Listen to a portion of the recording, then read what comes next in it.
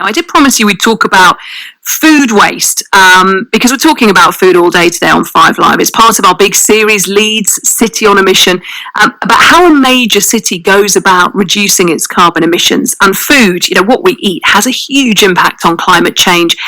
So changing the way that we shop and the way that we cook and the way that we eat is one way that we can really make a difference.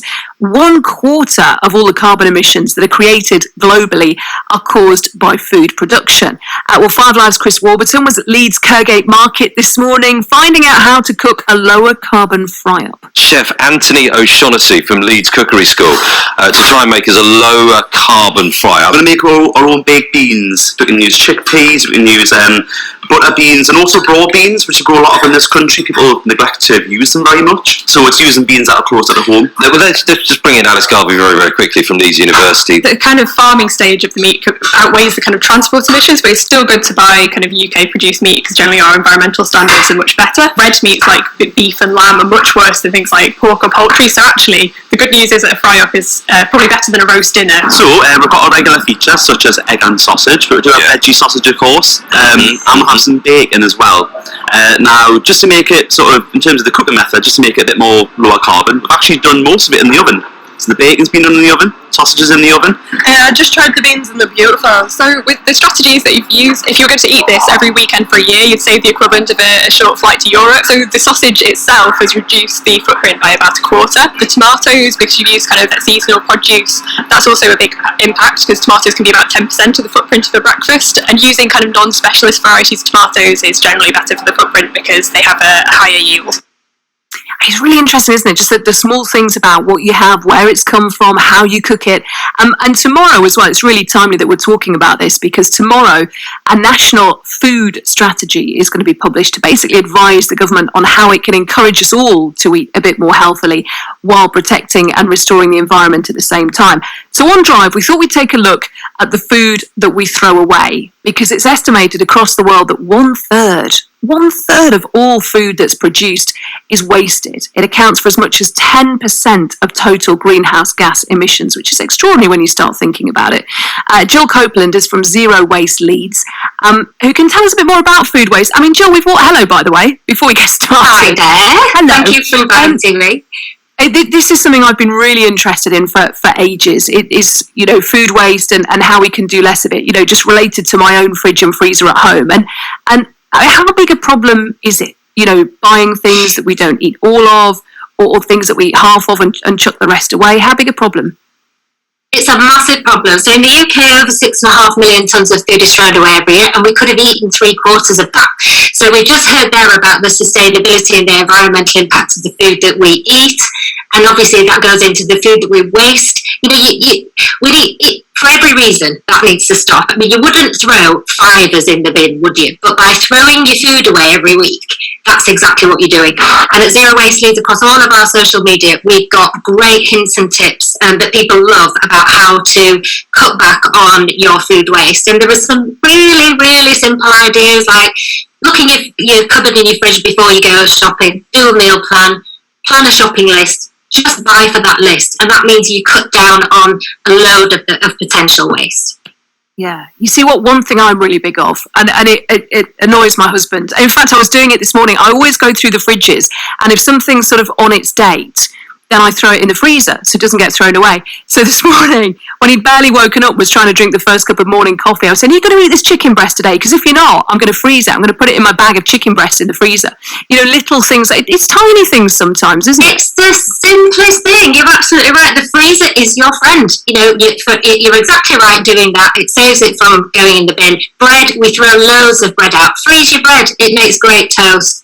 Your fruit and vegetables, when you've got the drawer at the bottom of your fridge and it's all looking a bit sad, do not throw it away. If you're going to do compost it, but don't throw it away. Get it in a pan with a stock cube, make a vegetable soup or a sauce, throw a tin of tomatoes in, and then you could freeze that. So if you don't manage to get through all of that, it makes great lunches. You could then freeze that. Do the same with fruit. If it's all looking a bit bruised, it does not want to go in the bin. It will make a delicious compote or a sauce for over ice cream. Just cook it, bit of sugar, freeze it if you're not going to use it, stick stick it in a crumble. It's just a bit of thought, and it doesn't take long. These are really, really simple ideas, and at Zero Waste Leeds, we've got loads of them.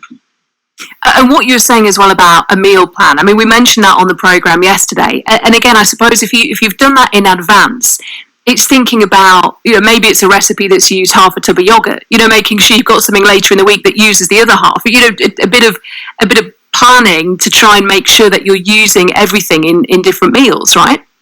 Exactly, and do it up front. It takes a little bit of invest a bit of time up front, and it will save you time later on. But you're absolutely right. Plan to use that. I'm the absolute queen of leftovers. Nothing here goes in the bin unless another of my family members has chucked it, which drives me insane.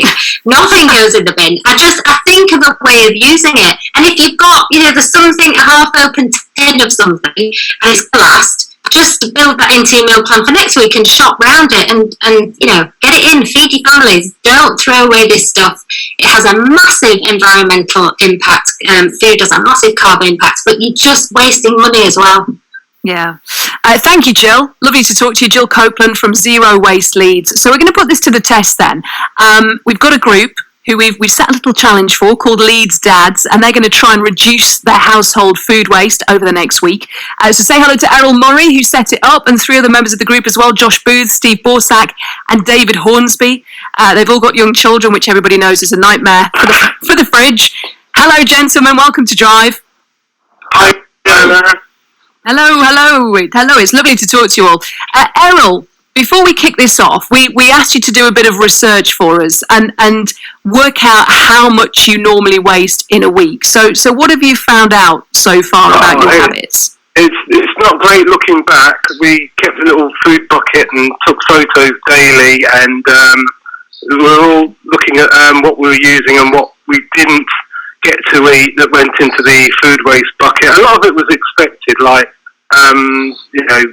fruit skins and veg peelings and tea bags, but some of it, kids half-eaten food like crackers or sandwiches and bread rinds and pies, and there's other stuff like food that's gone off that we've found nesting in the fridge, like pasta and quiche, rotten blueberries and mouldy popcorn, and looking back at it now, it's horrible.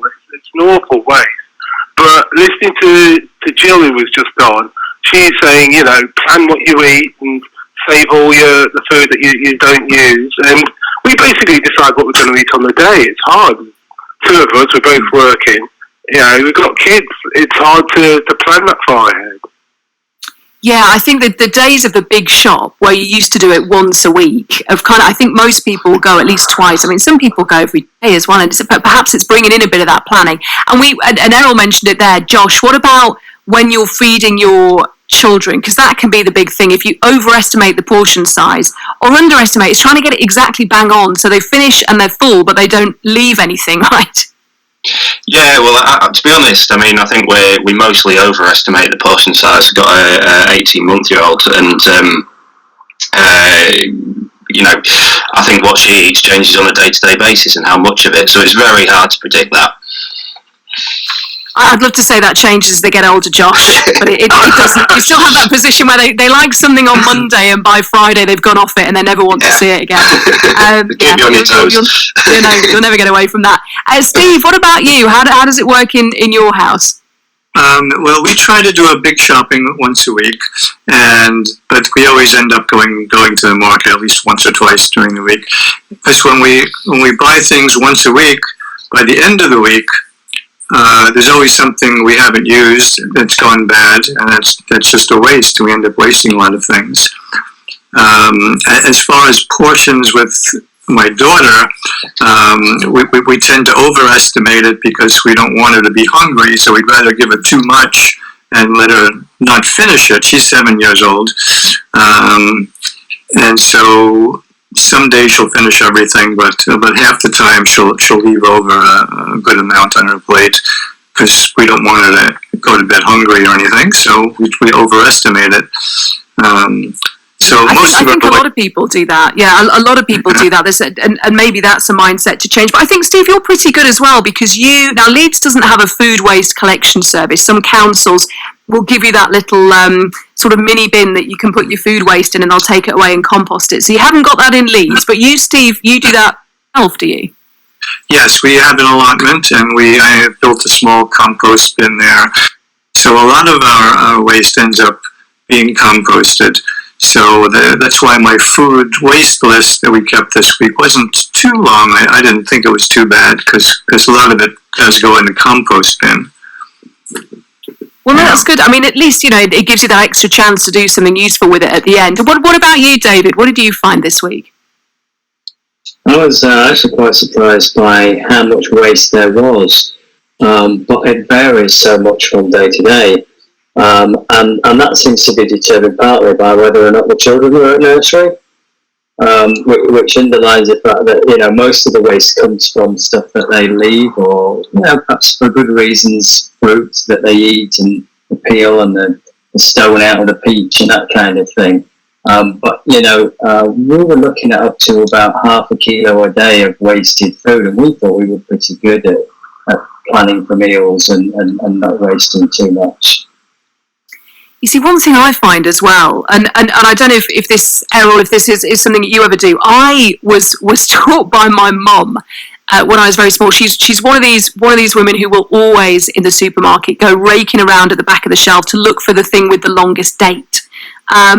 And one thing I'm really big on is looking for something with the longest date, because often if you just pick something up off the front of the shelf, it might only have a couple of days left on it, and that again is when you start wasting things as well. Is that something you do as well, Errol, or am I just a bit? No, it's definitely something, especially with milk and bread, and you sort of forage through the loaves of bread to get the one with the longest date on, and you try and avoid the milk that's due to go off.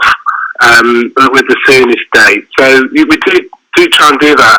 I do get confused a lot though with was it eat by, best before, all the labels that you get on food, because it's like, can we keep it in the fridge? Is it still good, or have you got to eat it straight away? And sometimes the groups who say, don't worry about the best before labels because it doesn't really mean anything.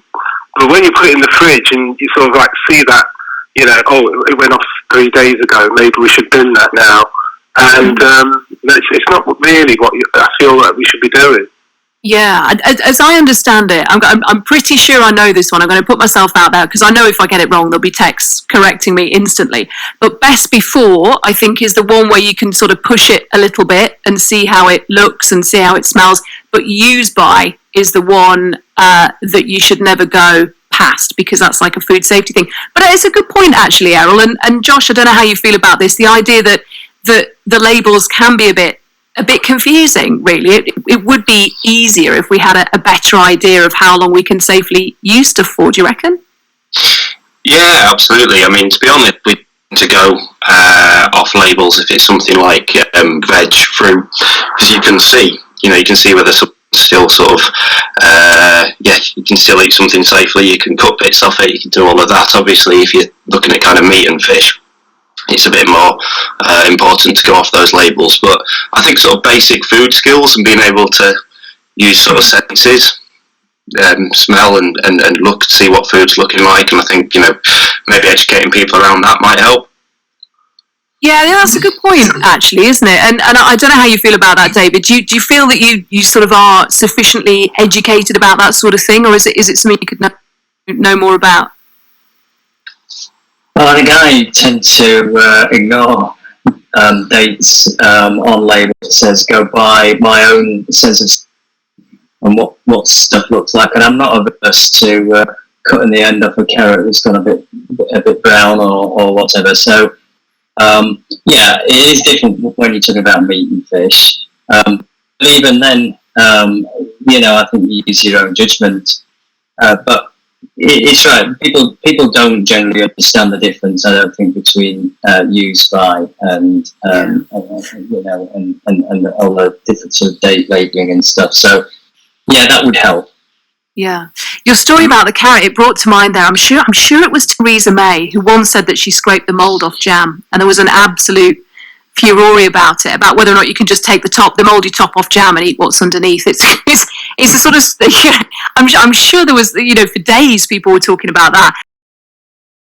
Does that help you, stop food waste? Do you just sort of harvest on the allotment what you need in smaller quantities? I guess that's something that you could do. A lot of our lettuces can what we're using, like Errol said, and especially when they'll have something on sale, it's 2 for 1 or something, then you look at the date and it's like today or yesterday, and there's no way you get it. Okay? So it's like that. But then there's also at the same time, don't you? Yeah, something's running up and it just smells horrible. Like you can tell it's going bad. So the dates aren't. So much depends on how it was shipped, how it was stored. Yeah. And at least from your allotment, it's fresh. There's loads of food for thought there.